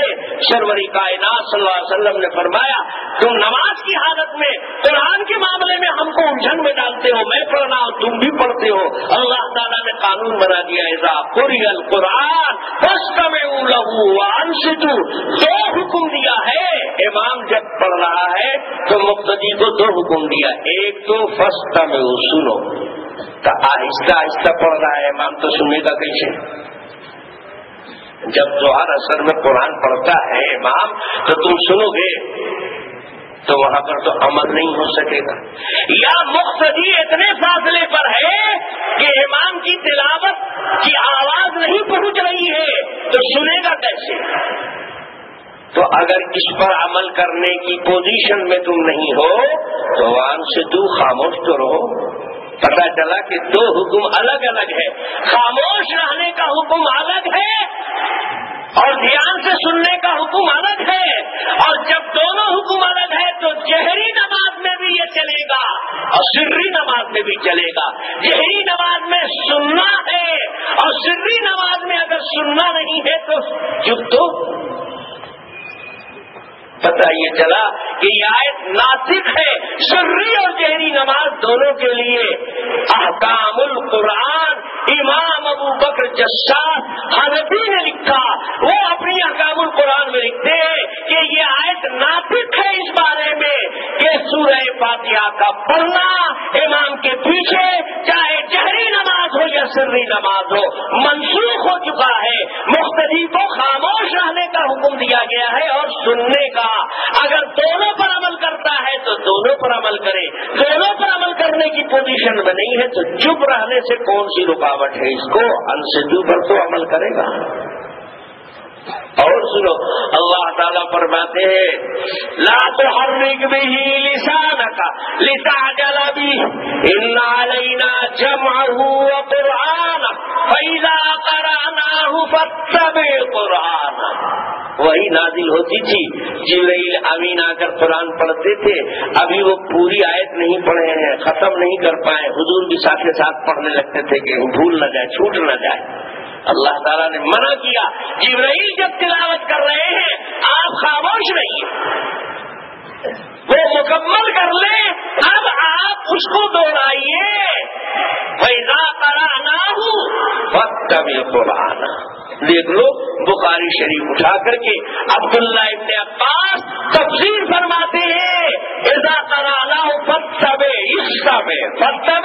हिस्सा में, जब मेरे जिब्राइल पढ़ रहे हैं कुरान मेरी तरफ से, आप खामोश रहिए। जब नबी को अल्लाह ने पाबंद बनाया है कि कुरान पढ़ा जाए तो खामोश सुने आप, तो हम आप कौन हैं? हम लोगों को खामोश नहीं सुनना है। ये तो काफिरों का तरीका था कि जब कुरान पढ़ा जाता था तो वो भी हल्ला हंगामा करते थे। वक़ाल अल्लज़ीना कफ़रू ला तस्मऊ लिहाज़ल कुरान वल्गौ फ़ीही लअल्लकुम तग़लिबून। काफिरों का तरीका था कि ये पढ़ रहे थे, इतना शोर करो कि इनके पढ़ने की आवाज हमारे शोर हंगामे में गुम हो जाए। अल्लाह ने उनको भी हुक्म दिया कि सुनो, कुरान पढ़ा जाए तो सुनने का हुक्म। किताबुल्लाह से मसला हुआ, अब देखो सुन्नते रसूलिल्लाह पर आओ। इमाम के पीछे मुक्तदी को नहीं पढ़ना है सूरह फातिहा, हदीस यही बताती है। अब कहाँ कौन कौन किताब की हदीस तुमको हम सुनाए? सबसे पहले बुखारी से सुनाते थे। बुखारी में लिखा हुआ है कि कुरान की तिलावत करना वलद्दालीन तक ये इमाम की जिम्मेदारी है, ये मुक्तदी का काम नहीं है। मुक्तदी का काम क्या है? जब इमाम जालीन कहे तो ये आमीन कहे। वइज़ा क़ाल अल इमाम वलद्दालीन फक़ूलू आमीन। इमाम वलद्दालीन कहे तो तुम आमीन कहो। वइज़ा क़ाल अल क़ारी वलद्दालीन, दूसरी रिवायत के अल्फाज, जब कुरान पढ़ने वाला वलद्दालीन, क़ारी वाहिद का सेगा है कि जमा, अगर सब लोग कुरान पढ़ते तो इज़ा क़ाल अल क़ारी नहीं कहा जाता। क़ारी एक है और बाकी क़ारी नहीं है। इनको हुक्म है कि क़ारी जब वलद्दालीन पर पहुंचे तो तुम आमीन कहो। पता चला कि सूरह फातिहा दालीन ही सूरह फातिहा है। वहां तक जिम्मेदारी इमाम की है, ये मुक्तदी की नहीं है। हम हनफियों को अल्लाह तबारक व तआला ने वो इल्म दिया है कि बड़े बड़े मुखालिफ भी आते हैं तो सच उगलना पड़ता है। बुखारी साहब भी आए तो उनको भी बताना पड़ा कि बिला सूरह फातिहा की नमाज हो जाए। एक दो हदीस नहीं, बुखारी में बहुत सी हदीस नकल कर दिया उन्होंने। लेकिन मैंने कल अर्ज किया था कि बुखारी बड़ी चालाक है, जगह पर नहीं रखता है, बेजगह रख देता, आप खोजते रहो। इमाम बुखारी ने एक उन्वान बांधा है, वइज़ा रकाअू नस्सफ, जब कोई आदमी सब के पीछे रुकू कर दे, सब में नहीं गया, अकेले पीछे नियत बांधे रुकू कर दिया, तो क्या इसकी गुंजाइश है? ऐसा कर सकता है? ये मसला बताने के लिए इमाम बुखारी हदीस नकल कर रहे हैं और उनको पता नहीं था कि मेरा हाथ कट रहा है, अपना हाथ अपने से काट दिया। कहते हैं कि एक दिन जनाब रसूलुल्लाह सल्लल्लाहु अलैहि वसल्लम नमाज पढ़ा रहे थे मस्जिद नबवी में, जमात खड़ी हुई थी, सफ़ें लगी हुई थी। इतने में एक सहाबी हजरत अबू बकरा, उनका नाम था, हजरत अबू बकर नहीं, हजरत अबू बकरा रज़ी अल्लाह तआला अन्हु, वो मस्जिद में आए। मस्जिद में आए, देखा जमात खड़ी हुई है, इनके मस्जिद में पांव रखते ही रसूलुल्लाह सल्लल्लाहु अलैहि वसल्लम रुकू में चले गए। तो सारे लोग रुकू में चले। अब इन्होंने देखा कि अगर हम देर करेंगे तो रुकू से हुजूर और सहाबा सर उठा लेंगे, और जब रुकू छूट जाएगी तो रकत छूट जाएगी। हम अगर सब तक जाते हैं तो जाने में टाइम लगेगा, اتنے ٹائم میں تو رکوع سے سر اٹھا لیں گے، تو سب تک نہیں پہنچے، مسجد میں قدم رکھتے ہی یہی تکبیر تحریمہ بولی، اللہ اکبر، ہاتھ باندھا، رکوع میں چلے گئے، اور رکوع میں جا کر کے سب میں جانے میں کوئی دیر نہیں تھی، 2 قدم بڑھایا آگے اور رکوع میں کھسک کے چلے گئے سب میں۔ اب یہ سب میں آئے تو پہلے سے جو ان کے بازو والا آدمی تھا اس نے دیکھا نا کہ یہ پیچھے سے چل کے آئے ہیں سب میں۔ اب حضرت ابو بکرہ شامل ہوئے رکوع میں، رکعت مل گئی، حضور نے جماعت ختم کی، سلام پھیرا تو ان کے بازو والے آدمی نے جناب رسول اللہ صلی اللہ علیہ وسلم سے جا کر بتایا کہ حضور یہ حضرت ابو بکرہ اس وقت آئے تھے مسجد میں جب آپ رکوع میں گئے تھے، تو انہوں نے دیکھا کہ اگر ہم سب میں آتے ہیں تو رکوع سے سر اٹھا دیں گے، ہماری رکعت رہ جائے گی۔ بہت جلدی سے تو دوڑ کے آئے تھے، جہاں پر مسجد میں آئے وہیں پر نیت باندھ لیا اور اس کے بعد کھسک کے چل کے سب میں آئے۔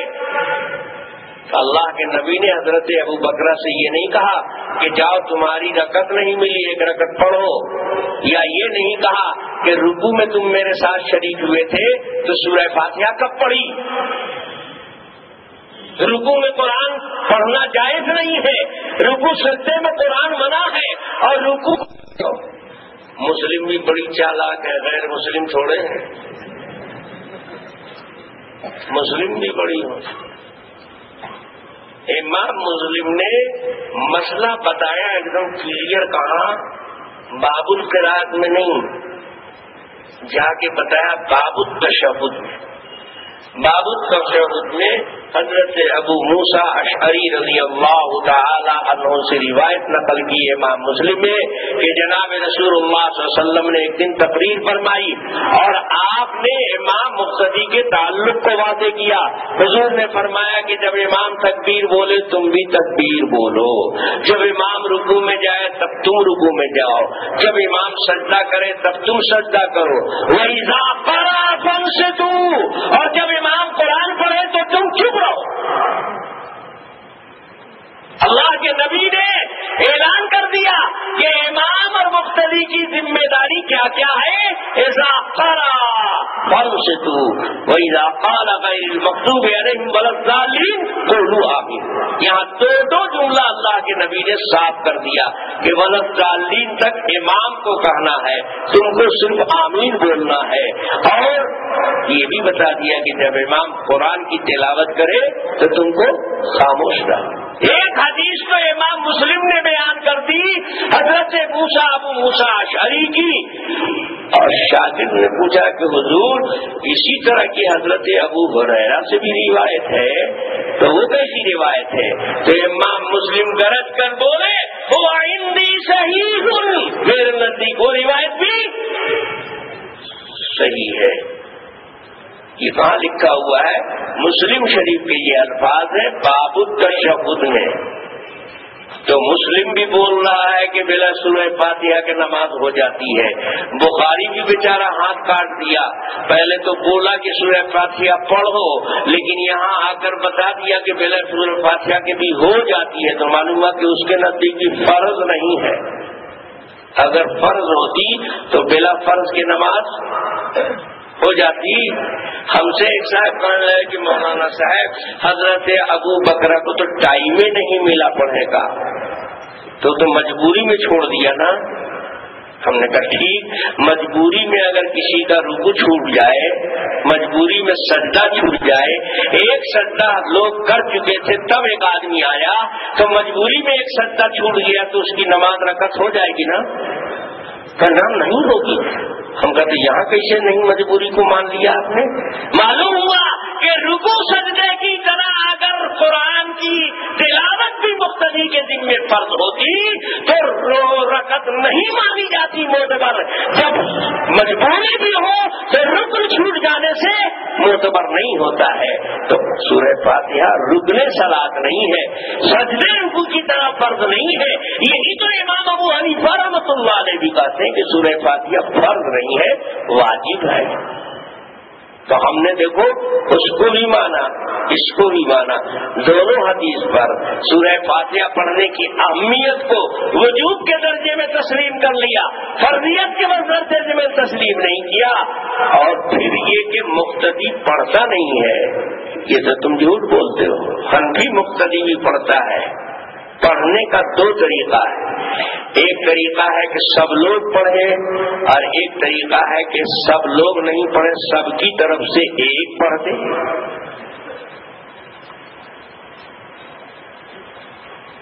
جو اپنے سے پڑھ رہا ہے یہ حقیقتاً تلاوت کر رہا ہے، دوسرا اس کی طرف سے پڑھ رہا ہے تو اس کی تلاوت حقیقتاً نہیں ہے، حکمن ہے۔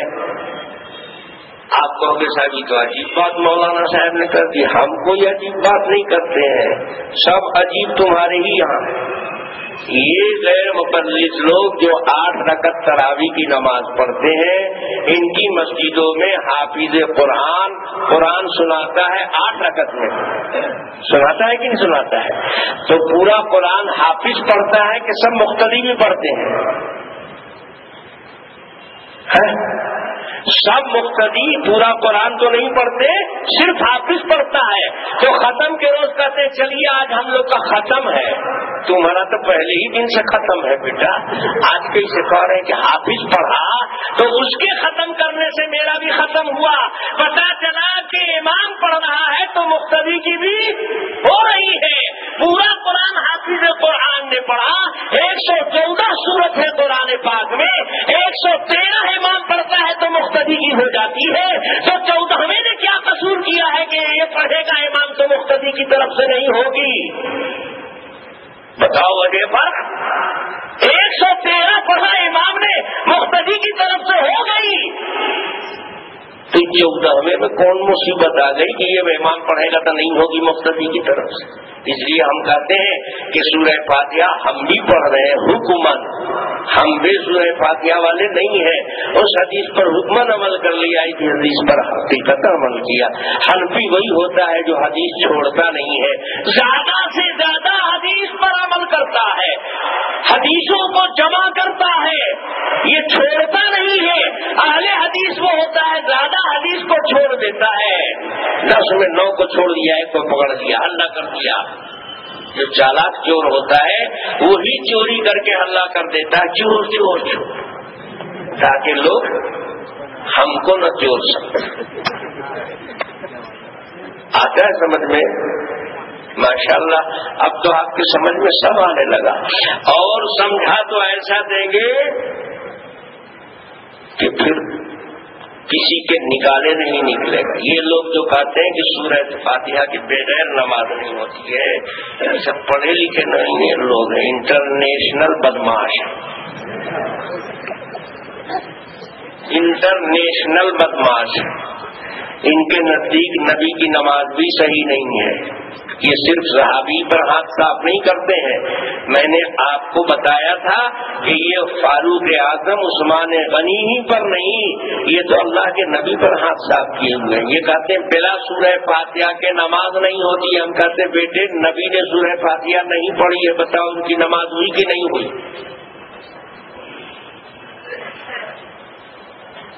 جب رسول اللہ صلی اللہ علیہ وسلم بیمار ہو گئے تھے، آخری وقت تھا حضور کا، تو حضور پاک صلی اللہ علیہ وسلم نے حضرت ابو بکر کو امام مقرر کر دیا تھا۔ نماز کون پڑھاتے تھے؟ حضرت ابو بکر۔ جناب رسول اللہ صلی اللہ علیہ وسلم حجرہ عائشہ میں رہتے تھے، اتنی صلاحیت نہیں تھی کہ آپ آ کر نماز کریں۔ جب آپ اتنے کمزور بیمار ہو گئے تو آپ نے فرمایا مرو ابا بکر فلیصلی بالناس، ابو بکر سے کہو لوگوں کو نماز پڑھا دو۔ حضرت عائشہ نے کہا بھی کہ یا رسول اللہ ابو بکر بڑے کمزور دل کے آدمی ہیں، آپ کے مصلی پر جائیں گے ان کو رلائی آ جائے گی کہ نبی کی جگہ پر آج ہمیں کھڑا ہونا پڑ رہا ہے، عمر سے کہہ دیجیے۔ اللہ کے نبی نے کہا کہ نہیں، ابو بکر سے کہو نماز پڑھو۔ تو اسی درمیان ایک دن جماعت کھڑی کر چکے تھے حضرت ابوبکر، نماز ہو رہی تھی، حضور نے حجرے کا پردہ ہٹایا، دیکھا کہ جماعت ہو رہی ہے، طبیعت میں کچھ افاقہ محسوس ہوا تو آپ نے ہمت کی اور 2 صحابی جو خادم تھے وہاں، ان کے سہارے سے آپ مسجد میں آ گئے حضرت ابوبکر کے قریب۔ تو حضرت ابوبکر کو احساس ہوا کہ جناب رسول اللہ صلی اللہ علیہ وسلم آ گئے، ہم پیچھے ہٹ کے اب سب میں چلے جائیں۔ حضور نے اشارے سے حضرت ابوبکر کو بتایا کہ تم اپنی جگہ رہو، اور حضرت ابوبکر کے بائیں جانب آ کر جناب رسول اللہ صلی اللہ علیہ وسلم بیٹھ گئے۔ اب حضرت ابوبکر مکبر ہیں اور نماز کے امام جناب رسول اللہ صلی اللہ علیہ وسلم۔ جس وقت اللہ کے نبی آئے تھے حضرت ابوبکر قیام کی حالت میں تھے، نماز ابھی شروع ہوئی تھی، اب اللہ کے نبی آ گئے، اب آگے حصے میں نماز کے امام کون بنے؟ جناب رسول اللہ صلی اللہ علیہ وسلم امام بن گئے۔ میرے بھائیوں، قیام کی حالت میں کیا پڑھا جاتا ہے؟ تحیات پڑھتے ہیں نا، تب درود پاک الحمد شریف پہلے پڑھتے ہیں۔ حضرت ابوبکر الحمد شریف پڑھ چکے تھے، اللہ کے نبی آ گئے، اب آگے حضور امام، تو حضور نے آگے سورت پڑھا، الحمد شریف نہیں پڑھا۔ الحمد شریف تک تو ابوبکر پڑھ چکے تھے۔ قرأ رسول اللہ صلی اللہ علیہ وسلم من حیث بلغ ابوبکر جہاں تک قرآن پڑھ چکے تھے، اس کے بعد اللہ کے نبی نے قرآن پڑھنا شروع کیا۔ مسند احمد بن حنبل میں صراحت ہے، میرے سورت سے اللہ کے نبی نے تلاوت شروع کیا، الحمد ابوبکر نے پڑھی تھی۔ اللہ کے نبی کے اس رکعت میں نبی نے الحمد شریف نہیں پڑھا۔ بتاؤ نبی کی یہ رکعت معتبر ہوئی، نماز ہوئی کہ نہیں ہوئی؟ غیر مقلد و دم ہے تو کہہ دو کہ نبی کی نماز نہیں ہوئی کیونکہ سورہ فاتحہ نہیں پڑھا۔ اور تم سے کیا بعید ہے؟ تم کہہ بھی دے سکتے ہو کیونکہ تم تو بڑوں پر ہاتھ صاف کر چکے ہو، عادت بگڑی ہوئی ہے۔ سیدنا امام اعظم ابو حنیفہ رحمۃ اللہ علیہ کا اجتہاد دیکھو، کمال علم دیکھو، کتنی دور بھی سے مسلک بنایا۔ یہ نبی کی زندگی کی آخری نماز ہے، اس کے بعد جماعت سے حضور نے نماز نہیں پڑھی ہے۔ نبی کی جماعت کی آخری نماز میں سورہ فاتحہ نہیں ہے اور نماز صحیح ہو گئی، نبی نے نماز دہرایا نہیں۔ تو پہلے کوئی بھی مسئلہ رہا ہو، آخری عمل نے منسوخ کر دیا سب کو، تو منسوخ روایتوں پر عمل کرنے کے لیے ہمیں کہتے ہو، کتنا سیریس مسئلہ ہے، اس کے بعد بھی نہیں سمجھ میں آتا ہے۔ سر دیوار پر جا کے مار دو۔ ہمارا مولوی بیچارہ حنفی ضرور ہے لیکن امام ابو حنیفہ والی صلاحیت اس میں نے، اس کا رنگ نہیں ہے۔ 2-4-10 کتاب پڑھ لینے سے وہ اس میں شان اجتہاد پیدا ہو جائے گی، امام ابو حنیفہ کا دماغ آئے گا اس کے اندر۔ یہ تو مکھی پر مکھی مار کے مدرسے میں آیا ہے، اونگ رہا تھا جب استاد بول رہا تھا۔ سب سے زیادہ دلائل کی روشنی میں مضبوط مسلک حدیث و قرآن سے اقرب مسلک اگر ہے تو وہ علماء احناف کا ہے، اور بحمدللہ ہمارے پاس ضعیف روایتیں نہیں ہیں۔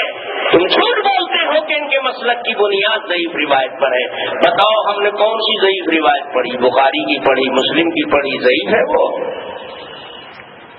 یہ روایت پڑھی کہ جناب رسول اللہ صلی اللہ علیہ وسلم نے تلاوت وہاں سے شروع کی قرآن وہاں سے پڑھنا شروع کیا جہاں تک حضرت ابو بکر پڑھ چکے تھے. حضرت ابو بکر سورہ فاتحہ پڑھ چکے تھے. آگے نبی نے سورت سے تلاوت شروع کی. اس رکعت میں نبی کی سورہ فاتحہ نہیں ہے، بغیر سورہ فاتحہ کی یہ رکعت ہے نبی کی. اگر یہ رکعت نامعتبر ہوئی تھی تو حضور لوگ کو ایک رکعت ملانا چاہیے تھا یا پوری نماز قضا کرنا چاہیے تھا. نبی نے نہ رکعت ملائی نہ نماز قضا کی، تو کلیئر کر دیا کہ بغیر سورہ فاتحہ کے نماز ہو جاتی ہے.